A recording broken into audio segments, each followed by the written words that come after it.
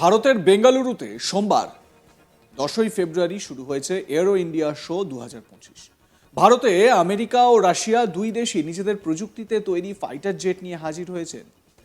উদ্দেশ্য একটাই, যাতে নিজেদের ফাইটার জেট বেচতে পারে ভারতের বাজারে। আগে হ্যাঁ, এদিকে তার আগে নিজেদের যুদ্ধাস্ত্রের বহর বোঝাতে হাজির হয়েছিল ভারতের শত্রুদেশ বলে পরিচিত পাকিস্তান। রবিবার 9 ফেব্রুয়ারি পাকিস্তানে নৌবাহিনী হাজির হয়েছিল হোভারক্রাফট হেলিকপ্টার নিয়ে। সমুদ্রে শত্রুদের মোকাবিলায় পাক সেনা কতটা প্রস্তুত তা বোঝানোর জন্যই মূলত এই মহড়ার আয়োজন করা হয়। দক্ষিণ করাচির মানোরা আইল্যান্ডে আমান 2025 শীর্ষক এই প্রদর্শনীর আয়োজন করা হয়। নৌবাহিনী ছাড়াও পাক সেনার স্পেশাল অপারেশন গ্রুপের সদস্যরাও এই প্রদর্শনীতে অংশ নেয়। পাকিস্তানের পাশাপাশি এই শোতে অংশ নেয় শ্রীলঙ্কা সহ অন্য দেশগুলিও। এই শোতে শ্রীলঙ্কার পাশাপাশি বাংলাদেশও অংশ নিয়েছিল। এই সম্ভাবনাও উড়িয়ে দেওয়া যাচ্ছে না। এই প্রদর্শনীতে পাক নৌবাহিনীর সিনিয়র অফিসার ছাড়াও পাক সেনার সিনিয়র অফিসাররাও হাজির ছিলেন। উপস্থিত ছিলেন রাষ্ট্রদূতরা। ফেব্রুয়ারির 7 থেকে শুরু হওয়া এই প্রদর্শনী ও সামরিক মহড়া শুধু সমুদ্রে নিজেদের নিরাপত্তাই নয়, অন্য দেশগুলির সঙ্গে সমুদ্রের নিরাপত্তা নিয়ে সুসম্পর্ক বজায় রাখার জন্যও একটি বিশেষভাবে কার্যকর।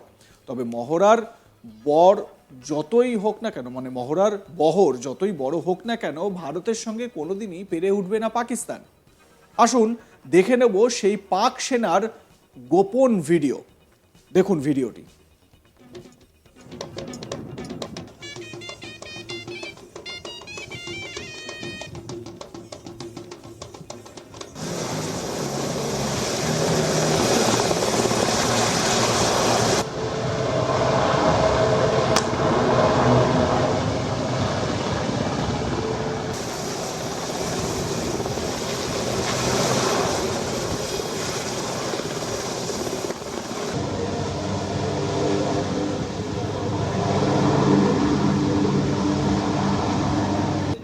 As we can see, assault team are currently boarding the hovercraft to be retrieved from the target area in prevention of such dangerous operations.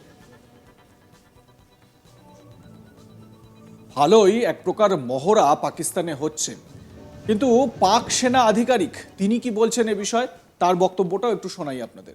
Today it was the demonstration of maritime counter-terrorism, which means that we conduct multiple operations out at sea, which include the VBSS operations and the combat search and rescue operations and exfiltration and infiltration, including the amphibious operations.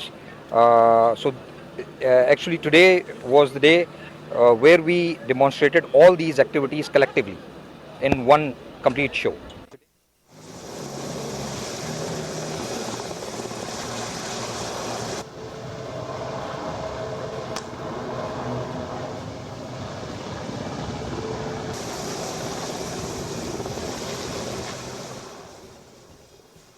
এদেশে মানে বাংলাদেশের সাংবাদিক এ বিষয়ে কি তার প্রতিবেদনে বলেছেন বা তার ব্যাখ্যায় কি বলেছেন শোনাবো আপনাদের।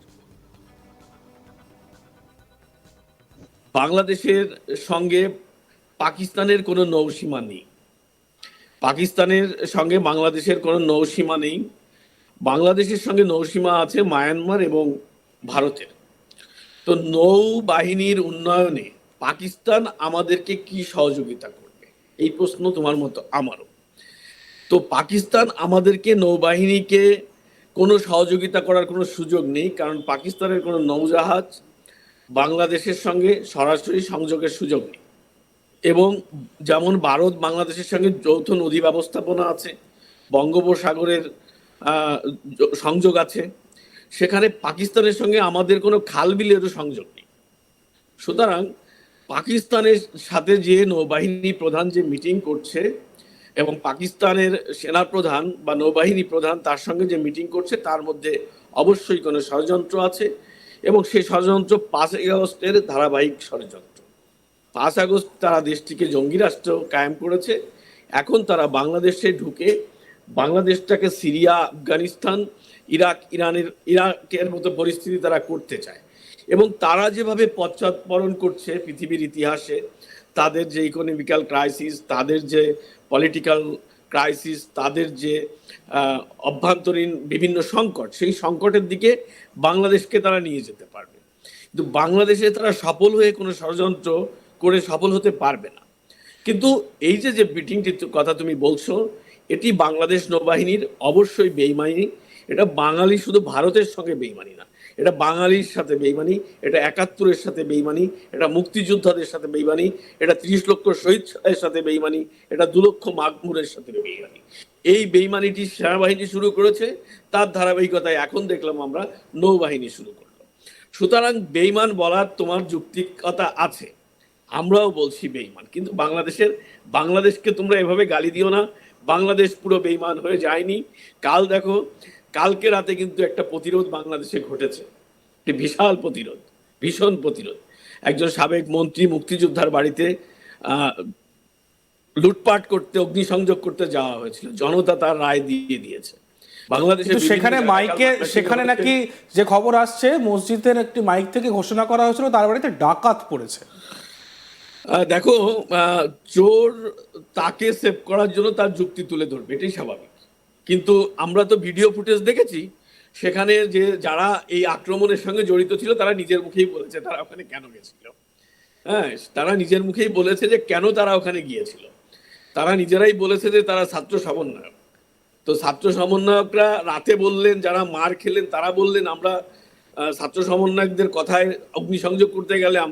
আর দিনের বেলায় ব্রিফ করে বলা হলো যে মসজিদের মাইকে বলা হয়েছে। হ্যাঁ, নিশ্চয়ই বলা হবে, এটাই তো মানুষকে সংগঠিত করার জন্য মানুষকে বলতে হবে না? এটা তো তারই ধারাবাহিকতা। তুমি একটি বাড়ি অগ্নিসংযোগ করতে যাচ্ছ, লুটপাট করতে যাচ্ছ, মানুষ যেভাবে পারে প্রতিরোধ করে। মসজিদ তো মানুষের জন্য, মসজিদের মাইক তো মানুষের জন্য ব্যবহার হয়, সেটা তো যজ্ঞের কাজ হয়েছে, উচিত কাজ হয়েছে। ডাকাত মারা কিন্তু ইসলামে বিধান আছে, ইসলামের শরিয়া অনুযায়ী ডাকাত মারার বিধান আছে।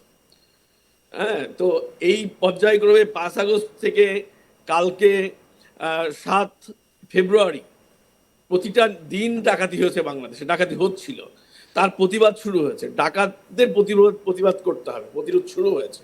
সুতরাং আমরা আসল আলোচনায় আসি যে বাংলাদেশের কোনো বাহিনী জাতির সঙ্গে বিশ্বাসঘাতকতা করে দেশের সঙ্গে বিশ্বাসঘাতকতা টিকতে পারবে না। দেখো, পূর্ব পাকিস্তান যখন বাংলাদেশ নামে স্বাধীন হয় ১৯৭১ সালে, সেই পূর্ব পাকিস্তানে কিন্তু পাকিস্তানি সেনাবাহিনী ছিল, পাকিস্তান নৌবাহিনী ছিল, পাকিস্তান বিমান বাহিনী ছিল, পাকিস্তান পুলিশ বাহিনী ছিল। তাদের মধ্যে কিছু সংখ্যক লোক বিদ্রোহ করে মুক্তিযুদ্ধে অংশ নিয়েছিল। লাইক, কমেন্ট, শেয়ার করতে ভুলবেন না। দেখতে থাকুন আজ তাক বাংলা, সাবস্ক্রাইব করুন ইউটিউব চ্যানেল।